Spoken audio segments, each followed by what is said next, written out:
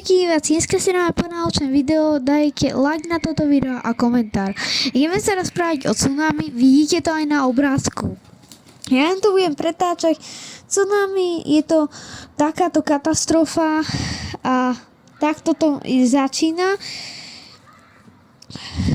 Teraz bolo pred neviem koľkatými v Japonsku a my ideme sa porozprávať, ako to zistiť. Však teraz existujú tie poplašné poplašné, ako že vám to napíše alebo vás to upozorní, že ide byť tsunami, ale ak vás to neupozorní, tak vám teraz to poviem. Ak ste na pláži a uvidíte, že vtáky odlietajú pohromade, tak už viete, že sa niečo ide diať, alebo ak máte psa, tak bude brešať, bude nespokojný, bude sa... No proste to majú také zvieratá, také geny, že oni to... A však neviem, či škrečkovia nemajú, neviem teraz, ale proste u psa a u vtákov to zistíte. A u psa to nie je až také výrazné, lebo pes môže stále brechať a tak. Takže idem ku veci. Ak uvidíte tých vtákov a že odlietajú po skupinách preč, alebo že sa tie stromy kývotajú, alebo že zo slnka sa zmení na úplnú skoro tmu, že bude hnusne, alebo že tie vlny sa budú tak vlniť, tak rýchlo poďte do najväčšej budovy, alebo ako tam uvidíte, alebo sa zavrite a buďte v tej budove. Toto je ľahko prežiť, ale nie je to až také ľahké prežiť. Viete prečo? Ja vám to hneď poviem, lebo tsunami môže byť strašne veľké a vy nemáte šancu, ak ste v jednom panelákovom byte, tak nemáte šancu oproti tomu.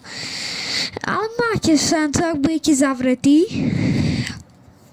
Ale však idem ku veci, ako som už vtedy povedal, tak aj teraz, tak rýchlo poďte do najväčšej budovy alebo do nejakej hory, ak tam máte pobližšie.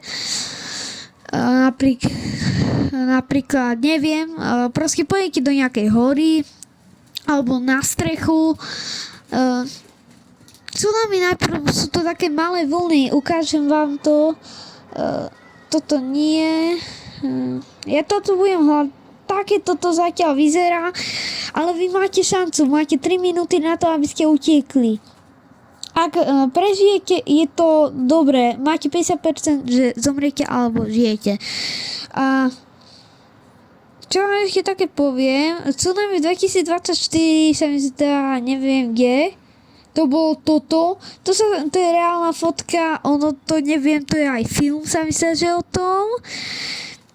A je to taký dobrý film, ale je to starý strašne.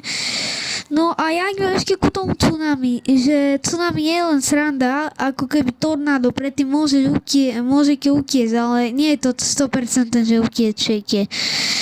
Takže z tornáda z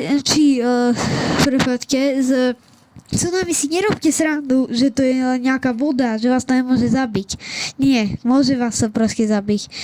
Ale ak máte šancu, môžete sa na niečo prichytiť. Na nejakú dosku, ak tam máte na pláži, chápete? A tak máte šancu prežiť, hej. Tsunami trvá strašne málo a neviem, či strašne málo a môže ísť z obidvoch strán. Ale poviem niečo, že tam, kde nie je more, tak tam nikdy nebude tsunami, hej. Takže ďakujem za pozornosť a to je na dnes všetko a tak čaute. Čaute na budúce, čau.